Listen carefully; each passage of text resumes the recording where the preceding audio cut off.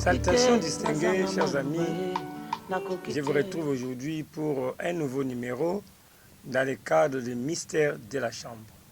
C'est vrai, vous me retrouvez dans ces plateaux qui n'est pas habituel parce que vous savez que nous sommes toujours en direct dans notre studio, dans notre plateau pour vous parler de la sexualité épanouie et pourquoi pas aussi des conseils nutritionnels.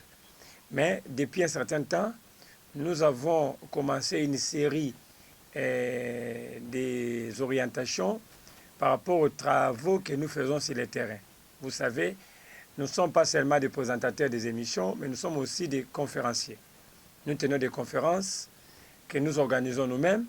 Nous avons aussi des conférences que nous travaillons en collaboration avec les différents organismes qui nous invitent pour partager ces instants. Il y a des églises qui nous invitent, il y a des organismes qui nous invitent, et dans l'ensemble, nous présentons les différents enseignements au public. Alors, après le 16 octobre, Journée mondiale de l'alimentation, vous avez eu à suivre notre intervention. Après, c'était le tour de l'église, la communauté baptiste du fleuve Congo, où vous avez eu à suivre également les activités par rapport à l'église CBFC. Nous avons été également à l'église Pain de Vie. Et toutes ces différentes activités que nous faisons tournent tout autour de ce travail que nous sommes en train de faire. Nous sommes en train de tourner encore d'autres émissions ou faire d'autres conférences. Nous avons une tournée au Congo central, Matadi et Boma, et pourquoi pas d'autres coins aussi. Et la suite est toujours là. Vous aurez la série des différents enseignements que nous tenons par-ci par-là. Alors si vous êtes aussi intéressé à nous associer, à venir partager la connaissance avec votre organisme, votre église, votre institution, nous sommes disposés à vous accompagner. Bandeko balingami, ndenge na lobi na lopoto, depuis tango tosisaki conférence na biso ya journée le 16 octobre, vous allez komona banselement na biso oyo ezali koleka sikoyo ezozala bongo na public. Elingi koloba ete tozali kotambola na mboka na biso tenant compte ya baréalité ebele, tozali kozala invité na baéglise, tozala invité na baorganisation ya ndenge na ndenge mpona kolobela bongo makambo etali bongo nutrition pe sexologie. Donc ezali domaine na biso ya nutrition sexologie pe sexologie, ezali toujours important communiquer. Alors bokomona ete tomesene kozala toujours na plateau, mais sikoyo tozozala beaucoup plus na public. Tozalaki bongo na salle de fête Jatobi Labyrinthe na journée mondiale d'alimentation, bolandaki yango. Bolandaki première partie ya église CBFC, bolandaki deuxième partie ya église CBFC, bolandaki ya église catholique Saint-Vincent ya commune ya Kalamu na Kimbangu. Bozali bongo pe kolanda église Pain de Vie ya Bumbu na Kokolo numéro 65 pa pasteur Ntumbu. Tozali pe bongo na ba programme oyo ezali prévu na ba province na biso lokola na Congo central, Lubumbashi pe bamboka mosusu. Tozaki mokano wana ya koprésenter bino lolenge nini tosala ba conférence na biso, nini bato baparticipaka, nde bato batunaka mituna po ete tozali na politique ya proximité.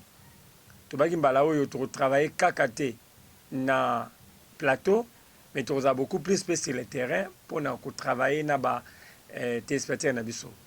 Na kasi bokomona même na marché central, tant tokitaki na marché central mpona kosola na bamama koexplike babiloko nyonso oyo à partir ya marché central. Donc bokomona biso na bisika ebele, alors bokozwa baelema wana. Alors awa bokolanda tout à l'heure moko ya baelema ndenge nauti koloba awa okotala continuité na yango mpona kopesa bino idée.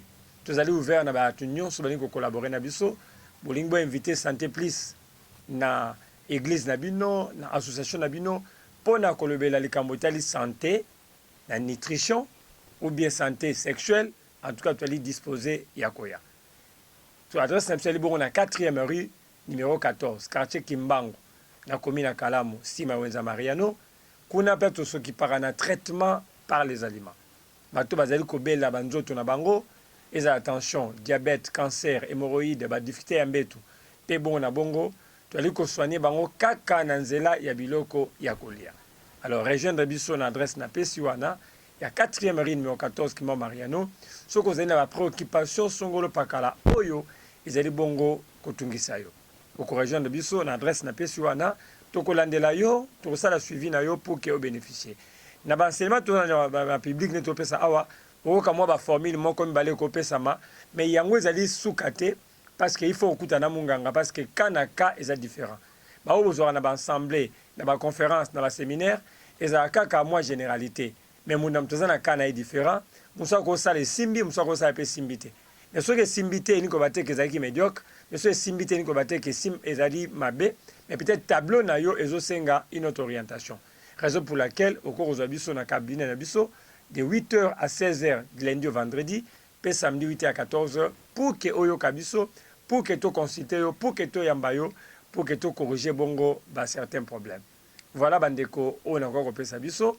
Alors tozali wana chaque jour tozana ba traitement na biloko kolia to pe na formation ezali kopesa ma pona reformer ba na nutrition pe na sexologie au cours les cas omi komisa pour que okota bongo na formation parce que déjà tu préparé 9e promotion il y a nutrition et puis 3e promotion il y a sexologie au ligne ko participer en tout cas ko hésiter région sur na dos na pe sur na 4e rue numéro 14 Kimbangu Mariano pomi komisa c'est pour lingo participer service de kinésithérapie ezali obelaka rhumatisme obelaka peut-être le beaucoup et salaire sauté AVC bon na bongo tous ces problèmes de santé là qui vous préoccupent en tout cas nous sommes disposés il y a quoi accompagner bino pour que tous bongo résolution qui toko pe malamu o cause à bongo un grand bénéfice pour la bino. Merci pour nous comprendre vision en gros merci pour nous emboîter biso les pas et nous restons ouverts tinda invitation l'église l'église na yo tinda invitation à organisme na bino et comme la adresse na tout pesa wana toko s'organiser pour que to répondre bino. Et à la bonne batuaza à Kinshasa, et à la libane à Mboka, nous sommes toujours disposés. Tout ça qui est invitation à Batu Afrique d'ici Tokendaki, tout ça qui est invitation à Batu États-Unis Tokendaki, tout ça qui est invitation à Batu Kenya Tokendaki, tout ça qui est invitation à Batu ya Lubumbashi Tokendaki et ainsi de suite. Alors, bah activité soana sikoyo et comme temps toi on a représenté bino yango. Parce que des fois quand on fait des conférences comme ça et sous la carte archive na biso moko mais tout ça qui décision que cette fois-ci partout nous allons animer, nous allons vous amener les images pour que vous compreniez que Moussala Oyo est allé kotambo na mokili mobimba et que le monde en a besoin. Tout ça qui na Israël pour nous animer en conférence kuna bon mon aïe image en côté parce que nous regardons quand on quoi archive na biso moko na bureau mais ba demande na bino elle était to ko bon ko présenter bino ba makambo to sala libanda ya plateau pour que tu comprendre yango. Na kasi même ba émission na niveau ya plateau na biso ya cabinet bokomo na yango tokozana ba malade o ba ya traitement pa na biso on va tourner des émissions na ba malade na biso ba témoignage na bango yoka yango to ça ba condenser pour que bolanda yango bokolanda bongo ba ndenge ba sala ba produit na niveau ya cabinet na biso to relaxa bino yango ndenge ba produit na biso zani ba tekara na pharmacie donc to ça na toute une émission où ezali koleka ko banda mutu na réception ti na niveau ya pharmacie ya livraison à produit na ye.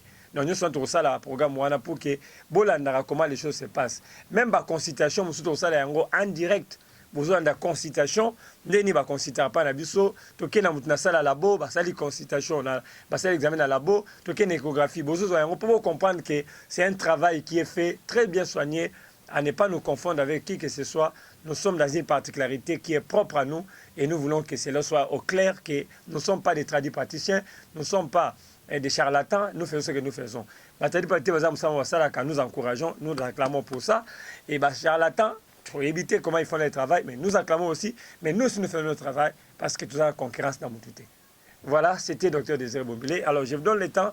Il y a Koulanda Bongo, Lelo, Moko, une technique à proposer sur Nini.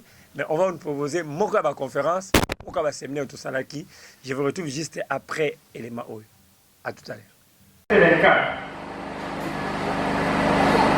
Yango wana mobali atika katata na ye pe mama na ye mpe asanganaka na mwasi na ye mpo mibale bakoma moto moko. Wana ezali premier verset.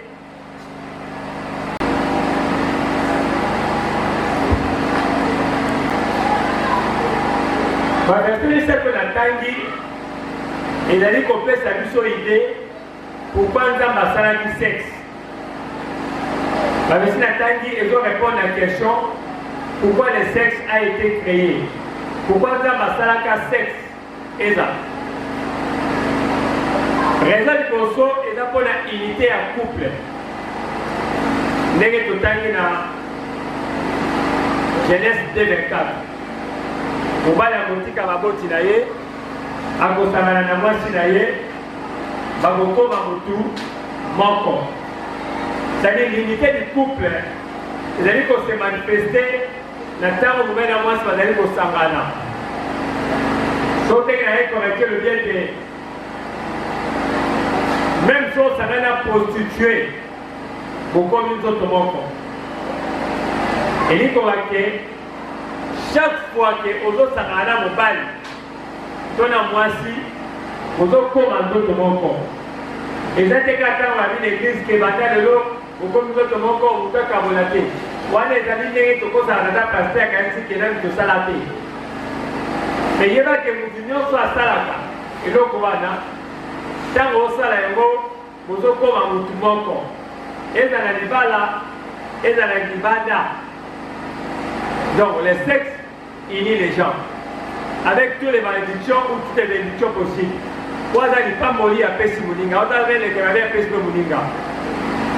Donc la première chose, il y a création sexe, c'était pour l'unité du couple. Deuxième objectif, il y a sexe, et là pour un plaisir. Elengi. Il y a couple. C'est-à-dire, dans ma salle, on a elengi à couple. Batoyo, balingani, basepelisana. Bato balingani, bangalangwisana. Voilà la deuxième raison, il y a sexe. Troisième raison, il y a sexe, et d'aller pour la kobota.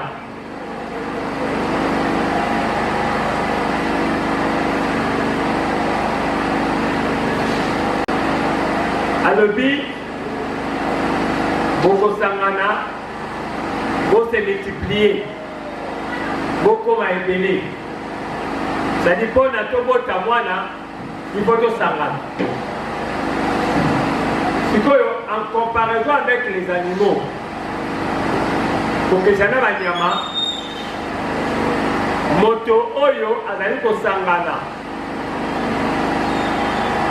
na mwasi aho sangana ga pona kobota te po nyama sangana ga pona kobota mais na cadre ya mutu asangana ga pona kobota te masangana ka pe pona kosala plaisir kosepelisa. Alors, na côté ma mingi na deuxième point wana pour kobota eza na normal mais to bala ka pour la kobota te bien que finalité ezali tobota mais d'abord tolingani tozali kosangana pour la finalité na biso ezali nini tosepelisa. Ça c'est la pensée oyo ezali na mokeli na yango.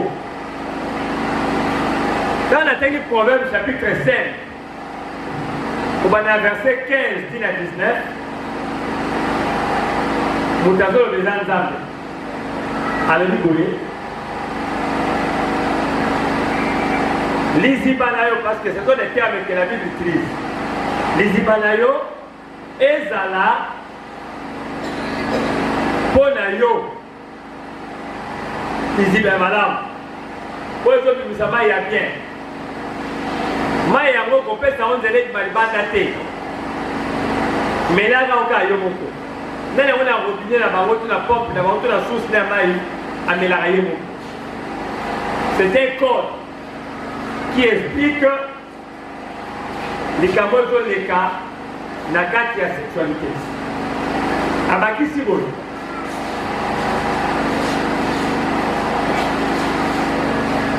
nzoto na ye esepelisa yo mpe bolingo na ye elangwisa yo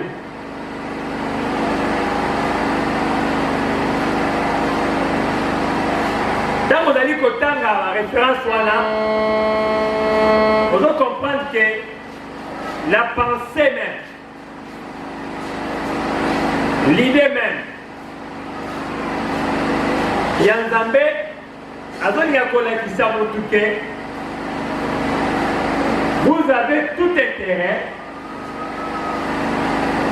vous avez tout intérêt j'allais dire ya koluka kosepelisana na niveau ya likolo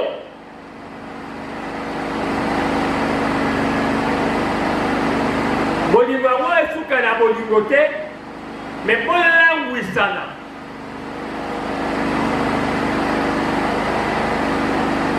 soko totanga kantika lobi ton amour vaut mieux que le vin bato mingi bazomata na mbetu ka po amata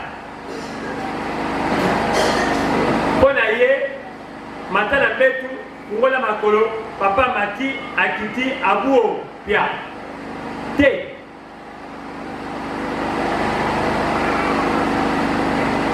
bacouple mingi eza problème sérieux parce que l'église oyo esengaki koteya makambo oyo ayoka soni église akomisi yango ya satana église adiabolisa sexe église apresenta sexe na ndenge nango ya mabe bakoloba mpe te bakoya jamais koza bapaster ke na butu mama azokoka te to bazokoka te akoloba bango te bakobomba yango otuni mobali otuni mwasi nini afingaka ngai alors soki na butu esimbi bien te na ntongo bana baza na problème papa ake mosala mwana akwesi kopo egogo tala motulu kwa tata na bango mwana asala boye tala ekuli nakola kopo na bango tout ça parce que la satisfaction n'est pas le sexe doit aller progressant otobenga épanouissant épanouissement efeza na sexe ndenge tobandaka libala ndenge tobandaki bolingo acte ya liboso na ya 50e ekoza nde moko te ya loka tomata classe agression makasi papo nde bato babalanaka bazali kosangana mingi bazali kosangana ntango nyonso mais lelo ekoma rare mwasi yango ele baza ndako moko balalaka chambre moko me basalaka mbala moko na sanza basalaka mbala moko na sanza non naza koswana couple moko mwasi ayebisi ngai te mbala suka basalaki ezalaki na mois de novembre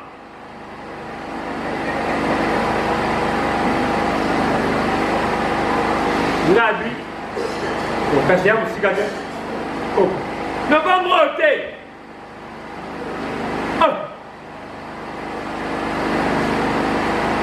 yo vanda wapi otwendaka moko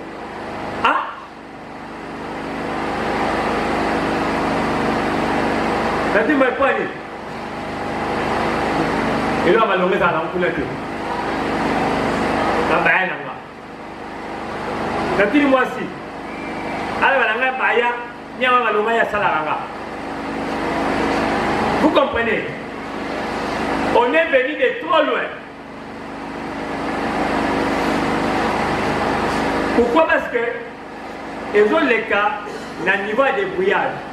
Mon côté, après qu'on funga moninga, pour comprendre, et l'on y a cause de la carte. Et là, il va y avoir un petit standard. Pour nous, il va y avoir et là, il y a un petit qui va y avoir parce que le domaine wana, problème wana, réalité wana, il y a sexualité, et ça prise en compte.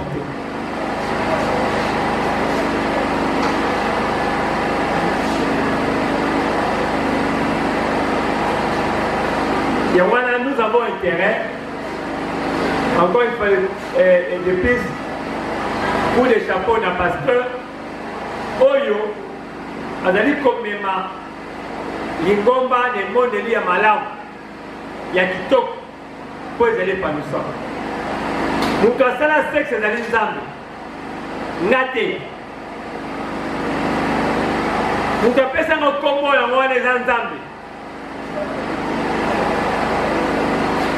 Le créateur du sexe c'est Dieu. Bible dit que nzambe azwi mabele asali yango forme atie yango souffle ntango nzambe asala moto mobali akomi na katikati asali sexe na forme ya tige.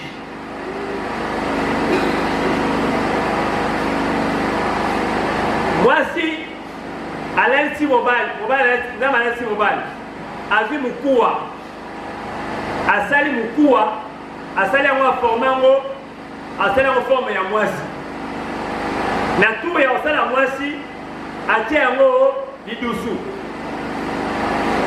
epuis alobi na bango ke soyez féconds multipliez-vous bosangana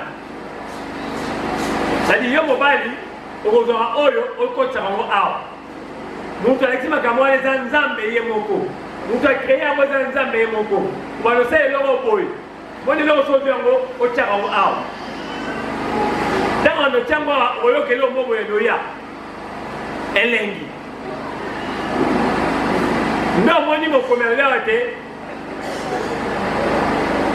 tosepelisana butu ti tongo tolangwisana voilà toyoka bilengi butu ti tongosa c'est-à-dire eza eloko na kati oyo nzambe atya elengi wana ekokani ezanga lipasa nzambe apambola yo mama kokoti connexion elengi wana epekisaka ebosanisaka niwa elengi wana ebosanisaka banyongo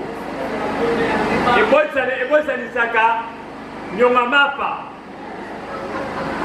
ebosanisaka mbongo aloye ndenge moto alangaka masanga po bosana banyongo na baproblème moto mpe asali ni wana wana bosani babiloko nyonso wana obosani ke liwa ezalaka obosani ke banyongo ezalaka obosani nyonso po elenge ezalaka kuna e moto apesa to elengi wana eza nzambe ebo moto atie elengi yango après vie éternelle eloko nzambe apesa koleka donc oyo nzambe apesa koleka après vie éternelle eza sexe sexe ezalaka goût ezalaka elengi luto osala yango na moto ayebi yango olemba te mais problème eza siko place wana comment faire un bon sexe mais nde na otele biso makambo oyo nga na okangwa nango na bible baaloba ke tosepelisana toyoka elengi bible nde ezoloba yango sikoyo bible ebi toyoka elengi sikoyo ese ya problème nanga sikoyo mwasi pourquoi mbale mbale elengi te yo mbale pourquoi oseleka mwasi yango te mobali na mwasi baza na deux tableaux silabi sezali mama Nadel wapi tema amona kutozali ye wana keza silabi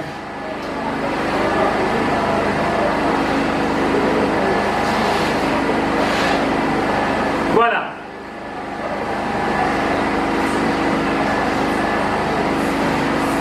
mobali na mwasi toza na deux tableaux bilenge ya mwasi na mobali ezala nde moko te bilenge ya mobali ekotaka na misu olananga nawa lokola naoforce voir oui ngai nazokango naoka retour nanga te olobi bato ayebi yango te ekosunga mpe bango nasala rémission nanga na radio na tv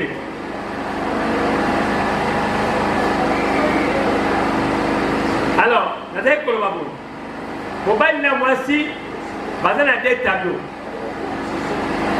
mobali aza na ndenge nzoto na ye fonctionnaka mwasi mpe aza ndenge nzoto na ye fonctionnaka ya mobali ekotaka na misu ya mobali ekotaka na misu c'est-à-dire soki mobali azomona biteni ya nzoto ya mama mabele libumu mipende komona yango pendant 31 secondes 31 secondes bilengi wana ekoti na misu komona kuna atelemi kaka na misu yawana tobatelaka papa bana babimai na mokilo baujana eza bana oyo bayekola makambo oyo bayebi ke bapapa bakomezaka na misu yango bamini jipi yango bazotika bambunguli banda baotika mabele na bango tia basonge boye po ayebi ke ntango papa azomona bongo ezosala ye munjenzu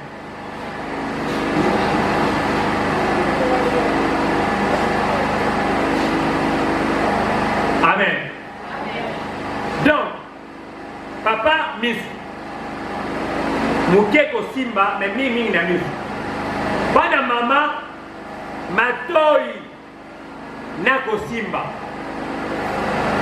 mama po ayoka bien matoi soko ta un cantique de cantique chapitre 4 à partir ya chapitre verset 1er okomona mokomi ya livre oyo azotanga eteni moko na moko ya nzoto abandi na suki akiti na misu aye na munoko aye na mabele aye na libumu donc aotanga eteni moko na moko ti azokumisa mwasi alingaka koyoka ntango azoyoka esala ye bien ntango azoyoka epese kitoko misu no lokola pigeon demarche no lokola caméléon ntango otambolaka namonaka lokola nzambe na ngai asala yo babota yo te basanza yo nde tala misu na ye nzambe na ngai tala demarche oyayayaya ngai nakufaka we maloba wana esalaka mwasi bien ntango azoyoka bongo wana matoi efimbi moto eye monene kuna mpe ekomi koningana mwasi alingaka koyoka maloba malamu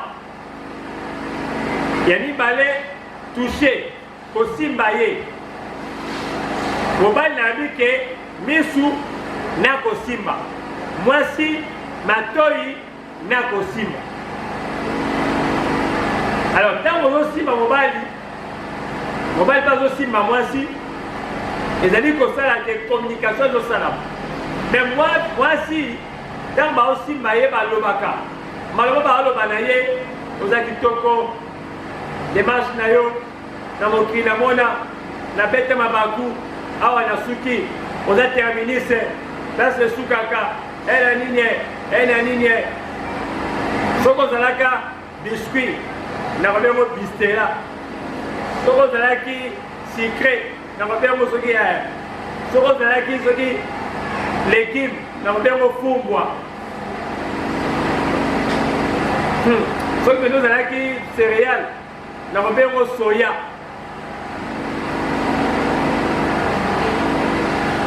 soki ozalaka na quartier nanga na bengo ma campagne soki ozalaka bapays donc c'est-à-dire ozokumisa ye wana vimbi mutu wana azokelengi ekuna mpe ezobongisama terrain ezobongisama la femme aime écouter yango lomoni ata baokosa bango baokanga bien mwasi ata baokosa ye bale lokuta wana aondimango mpona okabela bumu ezalaka yango mpona kabela andimi mpe oyo abeka okabelanga bumu yango eza te lepoko na bumu te nakabelaka bumu mekoba yayo mais mwasi andimi c'est comme ça la femme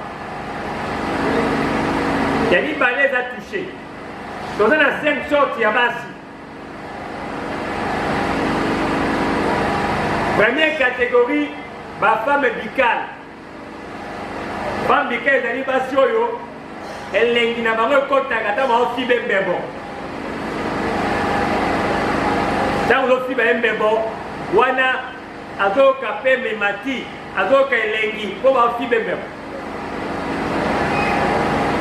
papa naza koinsiste mama akotaka mbala moko te ekanvute mama il faut koprépare ye soki ozoba malamu banda kosimba ye alors mpo simba ye il faut yeba bapoint sensible alors il faut yebake mwasi to azali catégorie nini première catégorie basi bazalaka sensible na monoko ndenge ozofiba embebo ndenge ozolia ye mbanga nde ye azoyoka yango bien nde ye azoyoka yango elengi nde azoyoka yango kitoko omona mpe abandi mpe kotya lokola moto aolela ekoti wana bafemme bicale abenga bafemme bicale deuxième chose donc deuxième catégorie pardon eza bafemme ma mère basi oyo baza sensible na mabele soki ozomela mwa libele yango obe ozosimba moto ya libele wana malemi esala mpe bien alors kofina yango lokola moto aokamola bilamba na mai te kofina yango lokola moto alinga buka nzete na manga na nzete te il faut kosala yango malembe salela pomme de main patia kati oyo ozolekisa likolo ya motu wana malembe osali misapi oyo ozotushe mwa motu wana malembe kofina makasi te malembe soki eza nano alleluya mama avandi liboso oleki kota nsima ozolekisa maboko yango boye osala mopana osala wana emo osali yango boye emo osali yango boye soki ese esala amen cestadire ekwei zwa liboko na yo kotiango boye tiango lokwa ya crik ba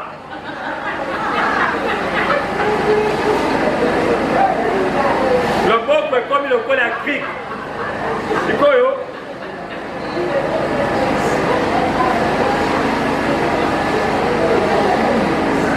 ndenge mpe bovanda papa na gauche mama na droite papa na gauche mama na droite hein?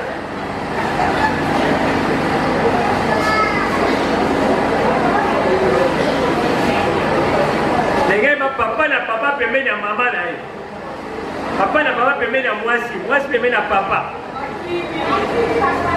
bakimi terrain loka bakimi Non, peut ma secret, vous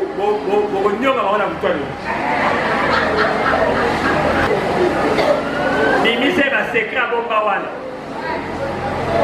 Non, plus au code de la femme. Non, plus au code.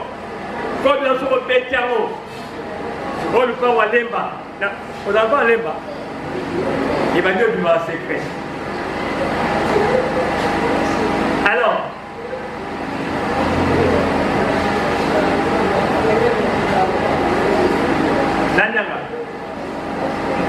deuxième catégorie, ma femme, ma mère. Sensibilité de ma pelle. C'est la pomme de main, c'est la moussapi, et puis mela yango. Maman, soko mesa mwana te tika papa melaka. Soki mwana ando mela opemi.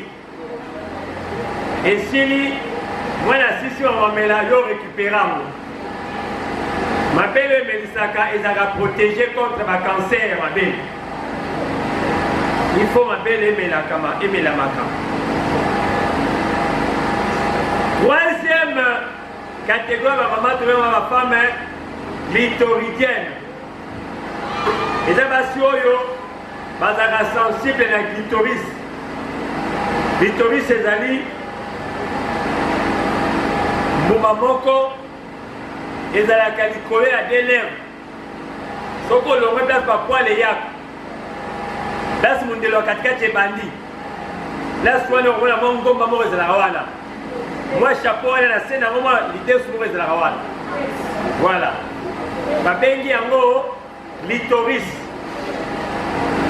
Bouton, wana, dans ma scène, en haut, l'ikamusute. Et d'accord, pour le plaisir. Et d'accord, pour le bilingue. Nous sommes exaltés. Alors papa, il faut aussi m'arranger bien avec délicatesse pour que ce soit aussi la brutalité et bloquer. Il faut aussi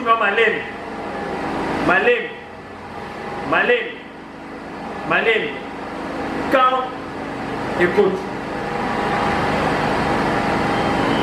Troisième et quatrième, ma femme est vaginale. Ma femme vaginale, c'est la femme qui est sensible à un niveau, il y a 4 types de sexe. Ma benga kayango, point G. Et elle a 3 à 4 cm d'entrée à vagin dans la partie supérieure. Pour avoir tout en bien, quand on regarde la position, dans la position, où tout est à point G.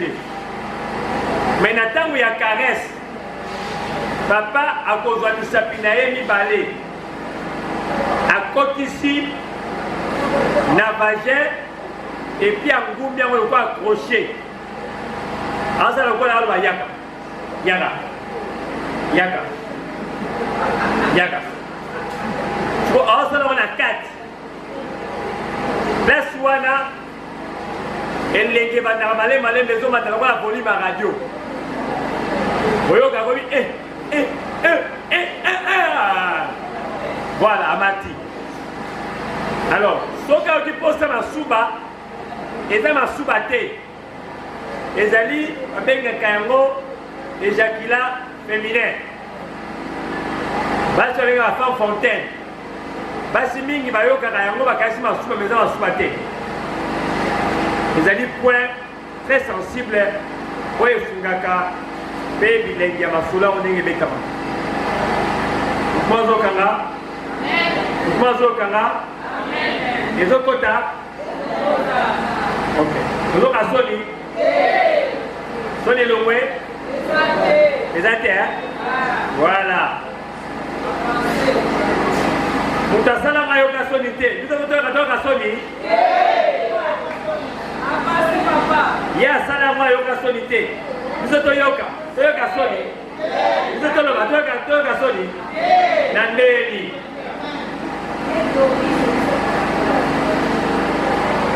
Au bout d'un toyoka soni, mais à la zen. Écoutez,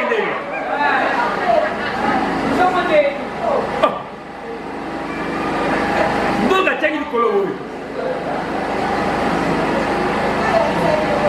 Tout maman a fait pour quand la main,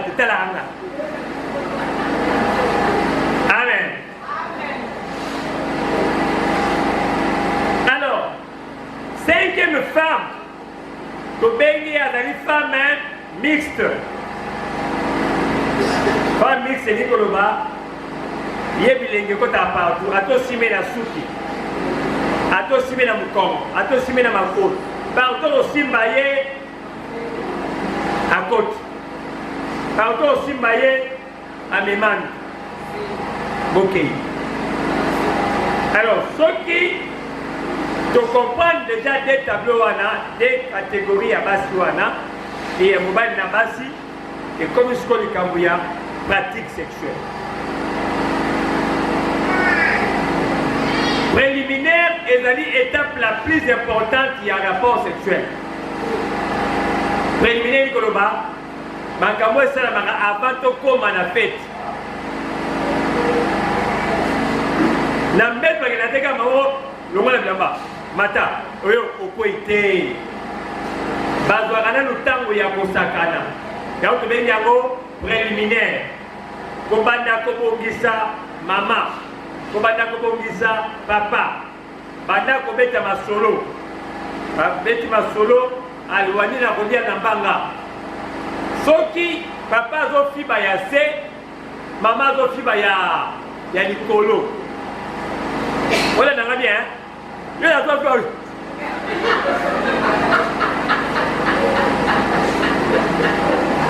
Ya zofiba ya se, yo pe fiba ya likolo. Ko fiba te lokolo ngokata yango. Fiba lokola mutu azofiba crème. Même ne relais à crème, hein? Voilà.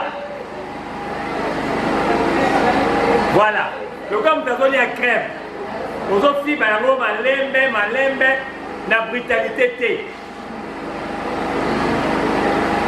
Soko fibi ya likolo, la fibi ya se, la fibi ya likolo.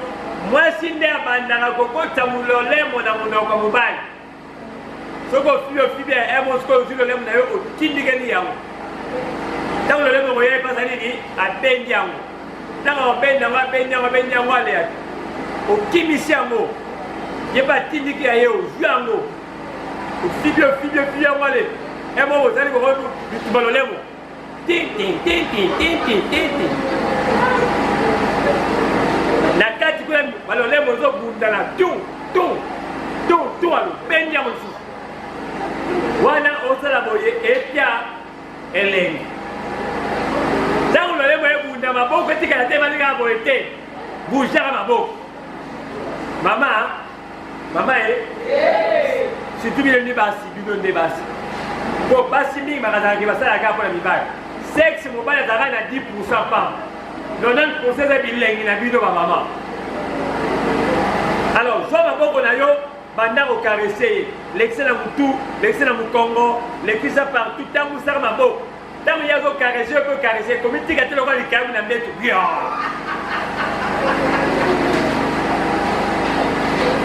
La retour n'a pas d'image. C'est qu'elle est en train de pardon. Est-ce que maman a son simba? La noté maman a quoi qu'on voit là? Ce maman veut pas tout.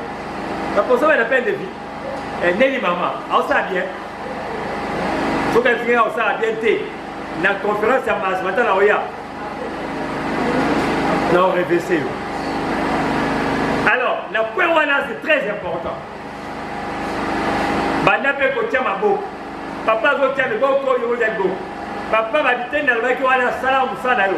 Tango zo fiba bebo, l'excel boko na libele mususu, melia mo muke, o kisi musabina mudelo katikati, o mati ko ta clitoris, o zo ta musama boko na yo, o kena na mipende, o mati.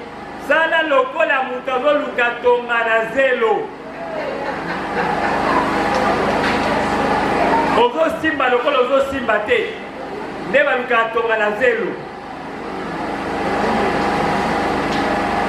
Kokarese te lokola ozo mase vix na nzoto. Koko chauffer nzoto. Muso ozo karese.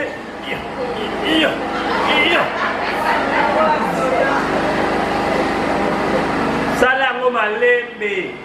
Lokola mutazo lukatonga na zelo. Ekola muse bien. Soko la brutalité bongo aroyoka pasi, aroyoka moto. Soit on t'appelle ma comme rouge. Soit comme rouge et lengue sili. Alléluia. Alléluia.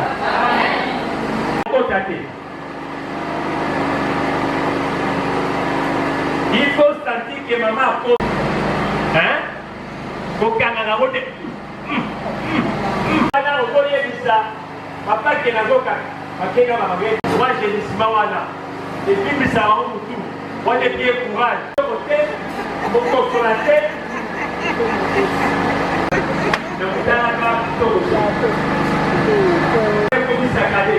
À comme il a fait ma respiration pour le la mouvement pour vous y aller pour contacter. Pour qu'on ça y est. Et son officier et comme il passe. Parce que ça dans l'africanité, bon voilà. L'africanité fait. Quand on fait, ça est bien. Attention. Ouah. Vous changez de vitesse. 6. Bon, on t'a envoyé 8. Hey, aïe. À mort. Voilà, il va en commis. La paix sur le pain, voilà.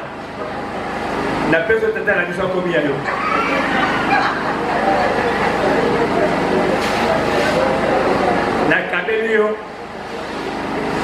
La cabellio RTNC.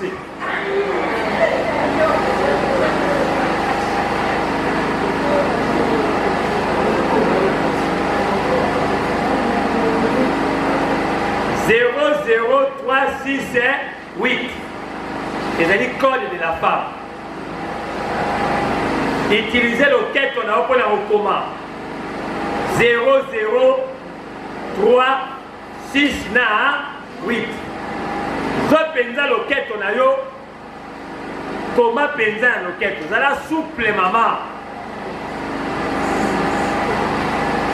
Comité que le gars m'a carré la bête tout est ningana.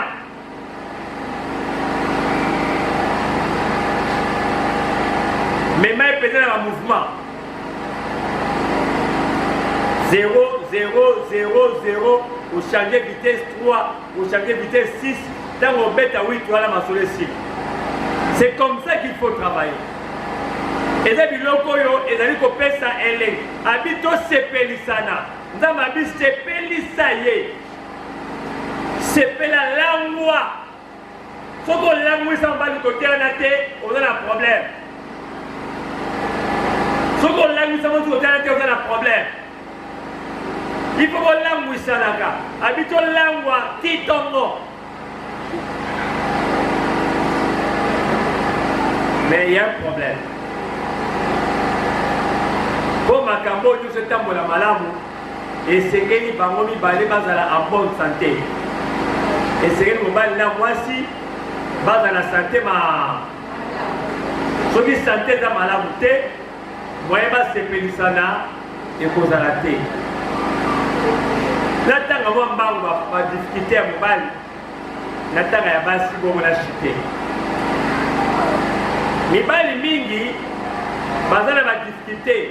Ma cambo na lobiawa, moyen comme mes athées. Poignée, il y a des bossos, il y a un problème, il y a un trouble érectile. Trouble érectile, il y a un avec la difficulté à cause de l'érection. C'est-à-dire quoi tellement problème.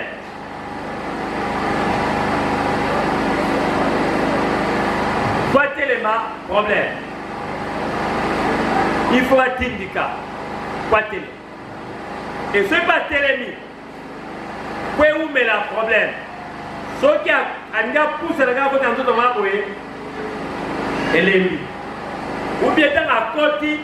Abanika koningana liboso ya misate mine pouf upepesili pine bilio pepe ekwei ezali signe que aza na trouble ya érectile tobengi en trouble d'érection esekaka traitement pour abomba oza na polimo tobengaka yango activator na niveau ya cabinet esunga na makambo wana. Il y a mis balai qui a une éjaculation précoce. Ceux qui papa a une éjaculation précoce, attend préparer qui maman malade. Donc, quand vous avez un zindabo Q, n'a pas éjaculé. Maman tika na pose. Et puis là, comme ça, la tata oyo, soki abwaki moko wana, akiti,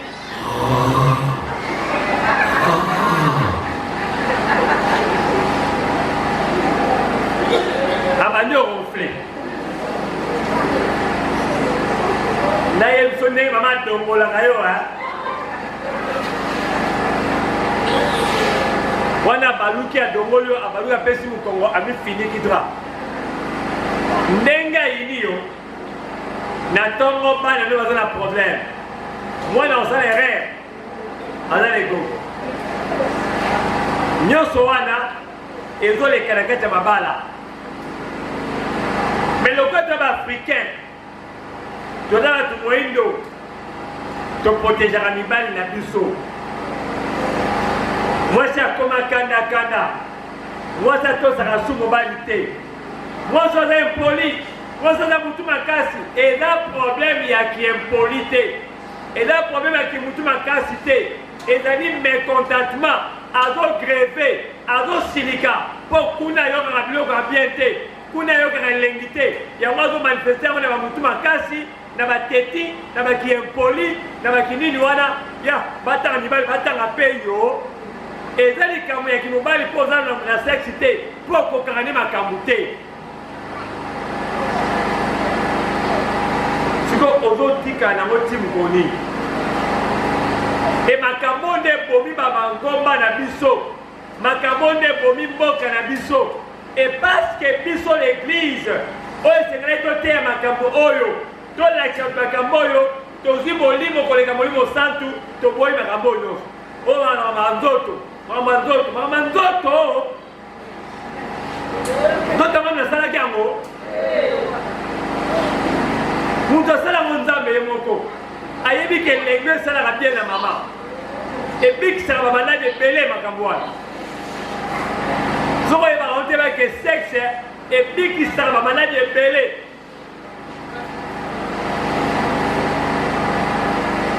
moto aza na motu pasi soko opesi biloko ya bien motu pasi esili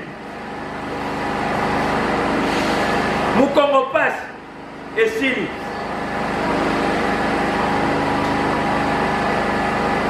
insomnie esili eza na liste mobimba ya makambo wana soko osomi livre nanga na commande mystère de la chambre okomona na chapitre mona lobela les bienfaits de la sexualité. Pour ton information, nous avons un rapport 3 fois par semaine à la lutte pour augmenter le degré du système immunitaire des okola. Avec l'immunoglobuline A. Avant de l'anticorps à ma casse, pour résister à l'infection. Et nous avons un rapport mingi fine moyen après Moulaï. À comment on a vu Moulaï?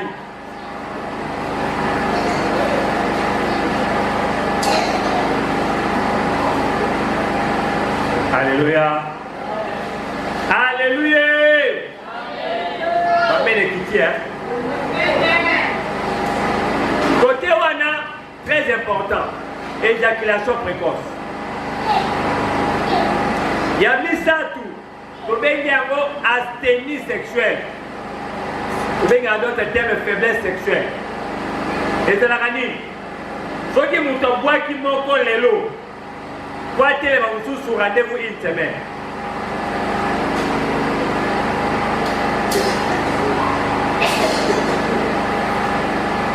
Rendez-vous une semaine.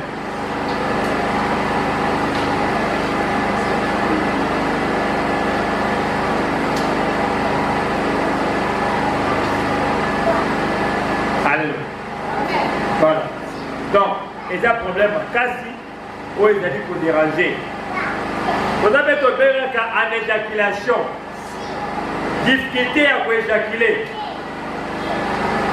Il y a un peu de difficulté. Il y a des congrégés et pas il y a papa et belé. Alors ça la maman mais ma est maraté.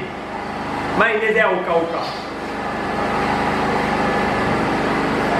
On a beaucoup de choses qui ça. Donc écoutez ma maman.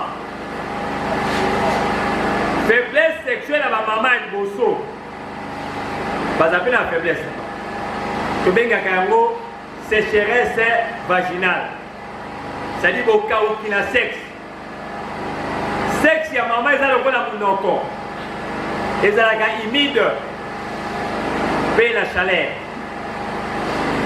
Parce que si sexe n'est pas même au cas où qui.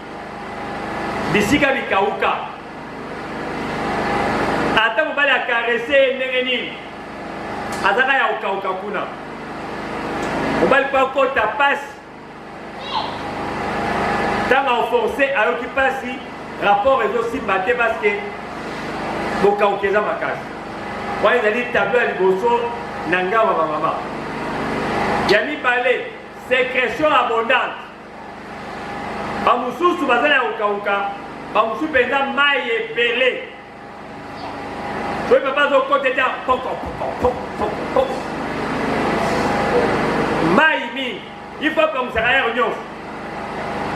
Mouké papa bimi, mouké mousselou abimi.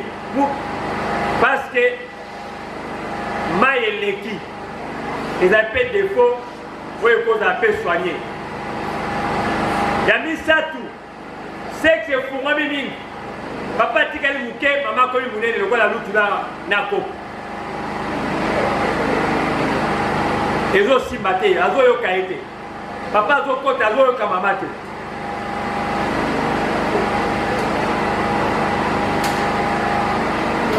Et c'est un attend, ils ont côté moi caca.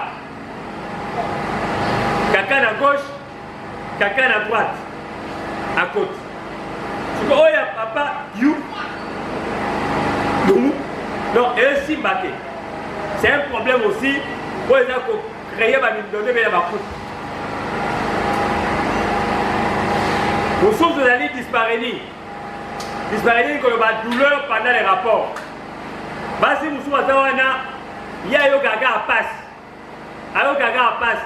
Il y a eu gaga à passe. C'est un signe qui montre que ça ne va pas. Et il y a souka, insensibilité de la frigidité. Frigidité ni koloba. Mais là nous m'appelle Fiba non bébé. Tiano Moussabie. Alors regardez l'autre. Ayo gagné l'autre. 0-6-0. C'est un signe qui montre qu'il y a un symptôme. Alors, comme on a ma camboyo, il y a un obstacle déjà pour la jouissance normale de la sexualité.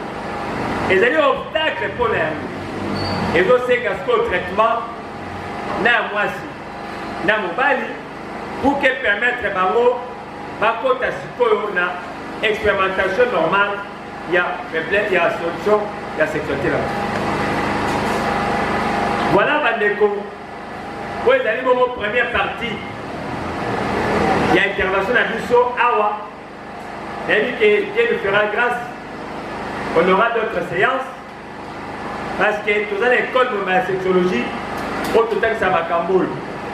Nous avons encore tout mon côté, dans la séance montée, on a le bagnon. Mais peut-être que nous avons mon côté, et qu'on peut permettre de faire ça au Nord-Colo. Mais nous avons fait 3 positions, où il est important. Position à maman, avantage à maman, position à papa et puis position standard. Il y a une position. Autre bien en position missionnaire. On va la lali, moi ça lali, on va la matinée pour eux. Position oyo, et une position malade. Et permettre à cas, on va la moisi, bon kabongo ko jouir. Mais il y a l'avantage n'y a mobile, pour y avoir un contrôle et agir. Il y a maîtriser ma solo, à bouger, dans le travail, les alliés pour le salaire. Mais attention. Pour s'appuyer le collant à ma maté, pour étouffer ma maté. Ma boko na yo na betu. Le boko o na betu, le boko o na betu. Ozo sala musana yo, entre-temps, ozo lingana, ozo sala musana yo ya rokota na kobima. Ozo créer équilibre pas na maman, pas na maman. Voilà, on est en opposition missionnaire. Deuxième position, c'est une position andromaque. papa alali na se mama mati likolo ezali o soki olali bongo mwasi akodomine yo tika biso makambo wana oyo eza position ya bible te bible mpeza position olala wana pesaka verset oyo azakelo oyo bible esi toke mobali alalaka na mwasi boye pesa biso verset wana tokomisa masumu partout na position bible kolega ntango ni kosanta kosanta tozwi mama alali papa alali na se mama mati likolo position oyo ezala malamu po ete epermetaka mama travailler bien mama kolingana bien akokoma 0 0 3 6 8 na ye bien sans problème mais attention toza na deux sortes ya bamama bamama pita bodo na bamama mioto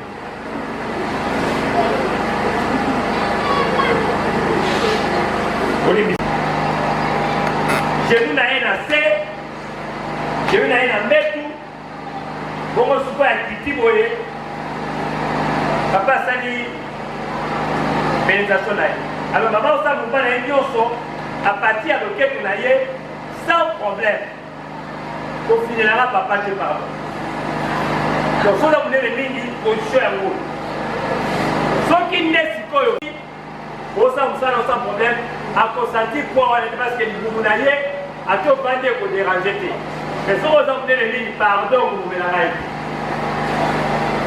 oyokinga pendant rapport communication eza continuelle communication verbale lobaka papa lobaka mama lobaka communication gestuelle salaka bageste moninga comprendre kakozoli koloba na ye mais kokosana te ke troisième position tobengaka yango petite cuillère ezala position ya bafatigue soki par exemple bolembi wana eza likambo ya moto ya moninga aza te mama alali apesi mwa mokongo moke papa na nsima mama apesi azwi angle ntango azwa angle akotisi ekomi biale atikali ya kolala azosala mokwa na ye mbetu nde ememi bango moto amemi moninga aza te ekendaka kimia ti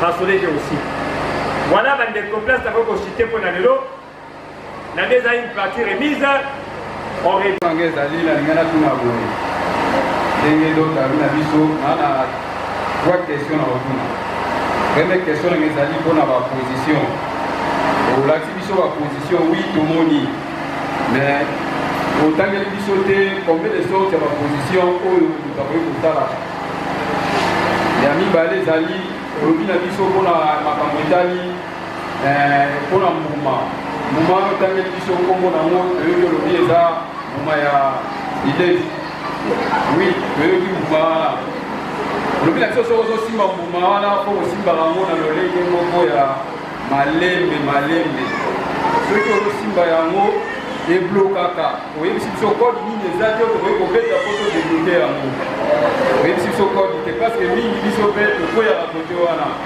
soki ebloke tokosala nini mpo todebloke yango ya misato keso na ngai ngai natuna mpona makambo etali ya ngomba olobi ke ezali pembeni yango bangomba moko olobi place wana ekwa mpe okoyeba place wana otange biso mpe bangomba wana teolika ngomba mais fo signifie biso kombo ya bangomba wana bangomba eza bangomba ya nini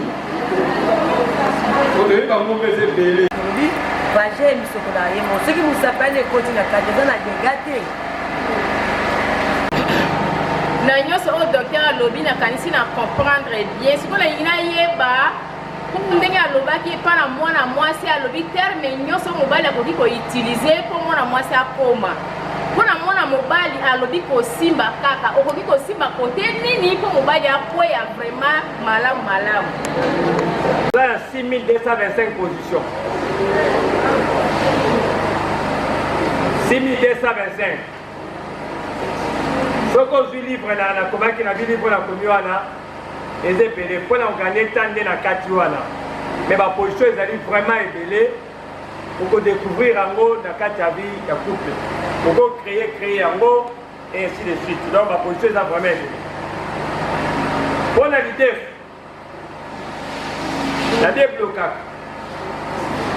quand il y a des verrouillages les cas difficiles la NASCO bien placée la Bible il faut utiliser avec délicatesse et ça lié directement le cerveau et ça a 8000 terminaisons nerveuses et le quoi parce que son signal m'a fait et bloqué dans le sens que on les fait sa plaisir et qu'on fait sa douleur et ce qui fait sa douleur et qui m'a au niveau cerveau au moins est-ce que prochainement si on va maman à Zoboya à nous le voir aussi mais vous n'avez pas ce que les émotions ma bien exact douleur et puis que na maman tient le cerveau et on te dit que ça peut être bloqué alors pour nous bloquer il faut rassurer que mbalo na ça bien mbalo na simba bien c'est là au moins na simba bien c'est là na simba bien au pied confiance à Sika aussi me sous bien parce que aussi ma paix douleur wana et bête dans le cerveau et peut bloquer la bango la place à aucun plaisir à eux qui m'a paix dans un rapport à penser à peu sauter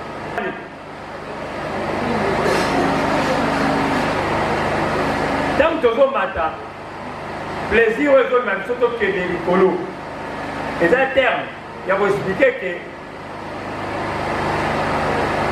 plaisir est à la progressant et bandara muke ezokola ti ekomi munene ndenge ezomata wana mutawa madescalier ti akomi na sommet donc c'est un tableau normal oyo esengeli mutu na mutu amemana nde totali na bible ezali mpo na plaisir nous devons travailler de manière à ce que na mwasi na mobali va retrouver plaisir na bango c'est très important et c'est encourageant na côté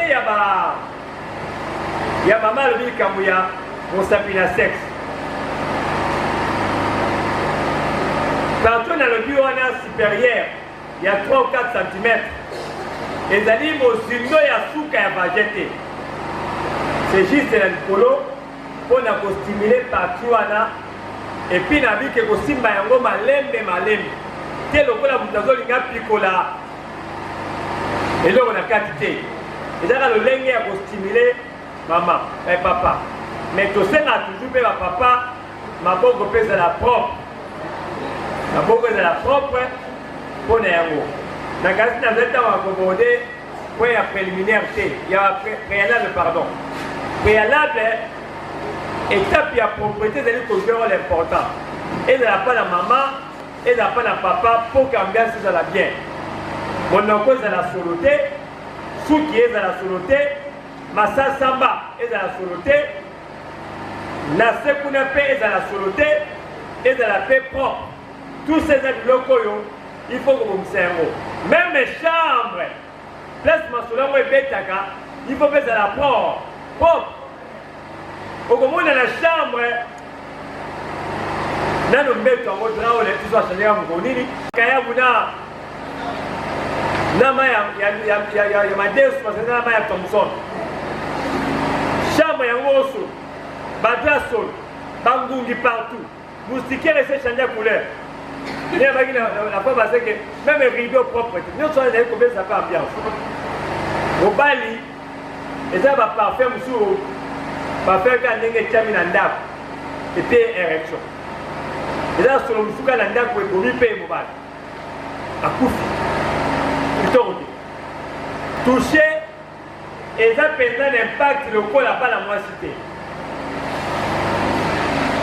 dans le pays na begoana azokota na ye sensibilité on va les amis concentrer na niveau ya pénis na ye na ba testicule na ye moi muke na ba mipende et puis on soit à moi sensible à ma belle moi ba teto na bango wana mais plaisir ya mobali eza misu yango tobaki kobomaka mwinda te ntango osala bolingo na papa mais mibali nyonso asalaka bolingo na molili bakufaka avant c'est-à-dire ke mobali na ye kokufa avant okomona atozoleka okoma sans impact mwasi alamukaka mobali pardon alamukaka ntango atala mabele na yo alamuki ntango atala libumu na yo alamuki ntango aza likolo na yo ndenge azomona mabele na yo ndenge azomona mutolu na yo ezopesa suposa ya kotelema makasi siko molili eza na ndako akaka mungongo amona eloko te amona libele te amona libumu te ozoboma ye omona azi kokóma na batrouble érectile mpe kokufa nyonso ya wana donc osimba mobali mwa bisika oyo motambo toza ndenge bazoto toyaka érogène ezali bafrite mingi te baviande rouge ntaba meme ngombe mingi te biloko efalia mingi ezali kokoti ndika olami musaka oteki ndika opesi ya libe kokoti canne à sucre popcorn otiango mungwa te ezali bien mpona bapapa riz au lait ezali bien mpona bapapa bitabe okati bitabe misato osopeli yango citron ozeli evanima moke bitabe wana emeli citron opresse jus ya orange na vert ameli yango ekosala bien makasi olambi potopoto ya soya otie na sani ozwi jo na maki otie ozwi miliki otie ozwi miel otie ameli yango okosepela makasi alors wana ezali babiloko ya mike mike oyo ekokosunga sani ya papa ezala bien mpona kosepelisa mama kotaba mama aliaka avoka mingi mama aliaka avoka mingi akotaka bien na mbeto mposa wana emataka yango moko mama aliaka shokola mingi amataka bien na mbeto mama aliaka dongodongo mingi amuyaka bien mpe ayokaka bilengi makasi ezali moko ya biloko esalaka important soki ozalaka na sensibilité na mabele te ata baosimba yango ata bamela yango oyoka eloko te sala mafuta ndika pakola na mabele wana ekorendre yango sensible ekoma soki azosimba ozoyokaki baosimba libele. Voilà, merci, bravo l'artiste. Là, c'était intéressant. Merci pour l'intervention au vivre dans l'église Oyo. Nakanisi, c'était intéressant. Moni mituna kutunama, moni ba satisfaction et ba réponse. Et c'était vraiment à la hauteur d'Aninyango. Et cette façon de participer, cette façon de s'impliquer, c'est ce qui nous motive aussi. Comme on a été, le travail que nous faisons est suivi, le travail que nous faisons est compris, le travail que nous faisons est soutenu. C'est cette façon-là que les églises nous accompagnent, nous soutiennent. Et bon, il faut promouvoir biloko eza bisomoko. Souvent, tout le monde a kaka kolingi ba pa ya bazo ou talibanda. Tout comme on a par exemple ceux qui le sama pas dans talibanda, tout ça beaucoup plus d'importance. Mais bisomoko na kaka ba ko exploiter en côté. Ce sont des richesses. Rasme ba interview ba ndeko ki wana koloba. Cela dénote combien bazo comprendre. Parce qu'après milulu le quoi ba oki ba interview ba tuana ne ba interview ba sali ba interview na bango. Et ça, comment ils ont compris les choses. Comment est-ce que Bazaïki très satisfait pour l'enseignement à Boui. Alors, nous allons faire la makambo na compétition na mutute. Tout ça makambo pour s'opposer na institution mon côté. Nous ne sommes pas là pour ça, mais nous voulons seulement objectif naturel que tout sensibiliser la population dans le Cambodge Bongo les bienfaits et l'aliment sur la santé. Tout sensibiliser la population à ba été biloko to liaka ezali na makoke be na kata nzoto na biso biloko to liaka ko bikisa biso biloko to liaka ko buma biso parce que quand nous mangeons très mal tout le monde a combien de conséquences ils ont comme bato lia mabe et nous devons dire quelque chose ba biloko chimique côté belé et ça détruit la santé. On ne doit pas garder la bouche, fermer la bouche pendant que nous voyons des choses qui ne sont pas propres à la santé. Des choses qui sont impropres à la consommation. Alors nous ne parlons pas contre campagne de qui que ce soit, mais nous faisons notre part de sensibilisation pour que songa reste mona même na ba paquet ya ba to sala ba masanga et ba makaya ba koma fumer est préjudiciable à la santé. Tant ba koma nengwana, c'est une conscience qu'on donne à la population. Et ba tene ozo la makaya oyo ekuboma santé na yo. Tant ozo la yango zala conscient qui a été averti. Vous comprenez? Donc bango va sali campagne ya makaya na bango, parce que campagne contre makaya na bango. Mais tant ozo la yango assumé. C'est dans ce sens-là que nous faisons notre travail. Nous avons le balaba tout la santé que bilial ya oyo boye ko détruire yo. Bilial ya oyo ko melo min donner la santé na yo. Muto yo kingai asungami parce que tout le monde ne suit pas la télévision. Tout ça ba fidèle na biso balanda biso l'émission chaque jour. Balemba raté balala raté. Bazawana. Et ça bien ba OP balanda na ba obisoté. Mais tant to quitte sur le terrain na ba église, na ba wenze, na ba école, c'est une façon na biso pour na biso ya ko sensibiliser l'école, ko sensibiliser ba église, ko sensibiliser ba pour comprendre ce que nous appelons la nutrition thérapeutique. Yangwana, merci pour na bino yo bozo comprendre vision oyo, merci pour na bino oyo bozo beng sarabiso pour na koya wana. Nous ne limitons pas là, les portes sont ouvertes. Si vous voulez nous inviter, nous viendrons comme vous venez de suivre les autres, nous viendrons aussi vers vous. Na ba école, na ba église, na ba université. D'ailleurs, nous avons déjà une invitation. Il y a l'Université chrétienne de Kinshasa, place Nazaka, la Yekolaka. Déjà, il y a une invitation en cours au déjà tout ça pour parler, pour que j'aille là-bas et animer des conférences là-bas. D'abord, on a un niveau à professeur et puis un niveau à étudiant. Même étudiant, il y a l'Université chrétienne de Kinshasa, au bas de la théologie, au bas de l'économie, au bas de la paix médecine. Je serai devant et pour exposer matière oyo. Et ça pourrait bien permettre à ce que nous puissions corriger le lien de Yakolia. Au niveau de l'institution, le gouvernement, au niveau de l'institution, le parlement, au niveau de l'institution, on peut aussi organiser des activités dans ce genre-là pour la conscientisation. Maman Mabunda Janine a organisé une journée où les députés baillés et nous venons parler de la santé des députés. Voyez, la santé, les députés nationaux, sa santé, son alimentation. C'est un thème qu'on peut développer pour montrer aux députés comment ils doivent manger, comment ils doivent faire pour être en bonne santé et exercer. On peut faire ça au niveau du gouvernement avec Ilou Kamba, le ministre et premier ministre. On peut être sous l'initiative du chef de l'État. On organise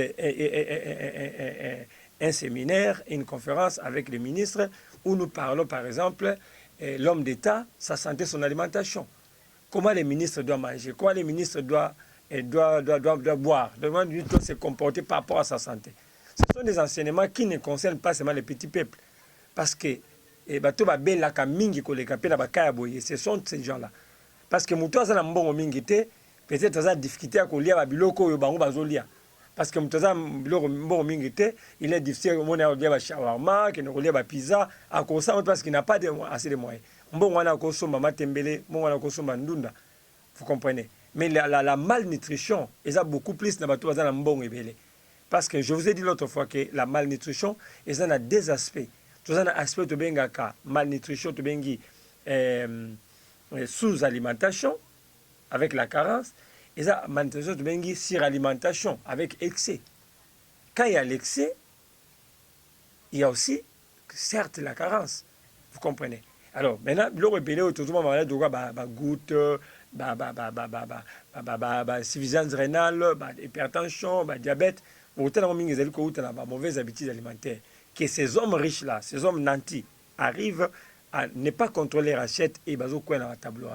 Et surtout qu'ils n'ont pas conseil de nutrition, pas d'abus. Il y a des ministres qui ont des conseillers, il y a les présidents depuis qui ont ses conseillers, mais dans quatre institutions, il n'y a pas de conseillers en nutrition. Vous comprenez? Tout organiser même une conférence, il y a des joueurs dans l'équipe. Tout ça, il y a des joueurs de l'équipe nationale, équipe locale. Aux hommes, par exemple, que l'assiette de l'athlète. Vous comprenez? L'assiette de l'athlète. Ils ont dit que Singapour, que l'athlète, ils ont dit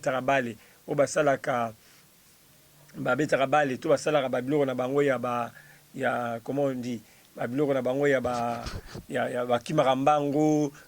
chacun dans son coin.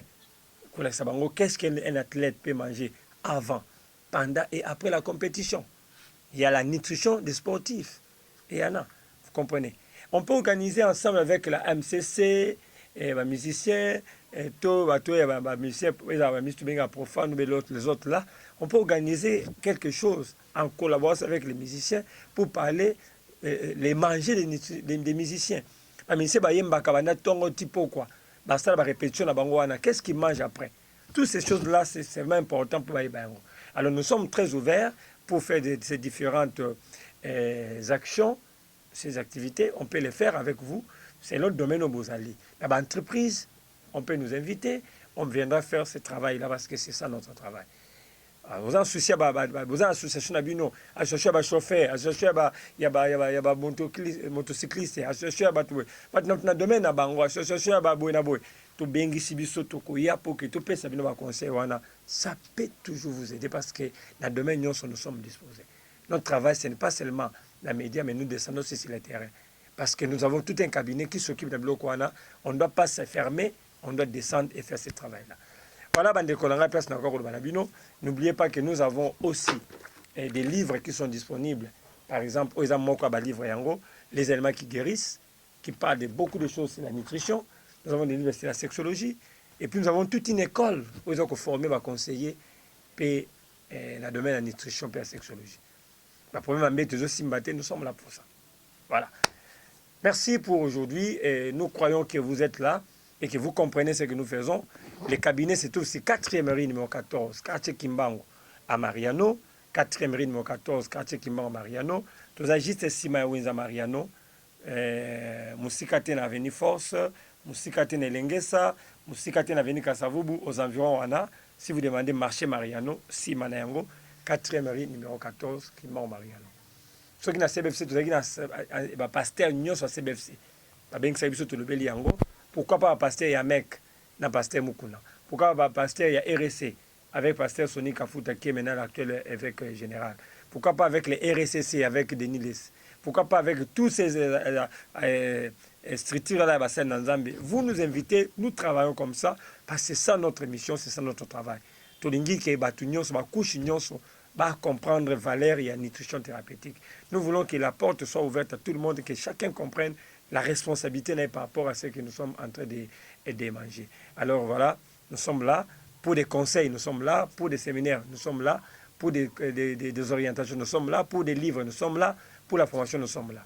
4e rue numéro 14, quartier Kimbango, commune à Kalamu, nous sommes là. Les numéros de téléphone sont là, 089 80 32 458. 089 80 32 458, 082 137 09 07, 082 137 09 07, 09 98 43 27 38, 09 98 43 27 38 et enfin 090 021 08 33, 090 021 08 33. Merci à Iris qui est toujours avec nous, Iris Toto qui est toujours avec moi à tout moment. Merci à Nachael Bakonga, merci à Nadège Luta et Wali Gomer. Bon, bazan raté tant d'intérêt, bazan dans l'intérêt. Et merci pour la Bozo Sala. Et il y a aussi des syllabus, hein. Pour l'année peut-être la télévision, vous avez le syllabus. On ne dit pas au cabinet, on te donne le syllabus. Il faut enrichir. Au revoir à un nouveau prochain numéro.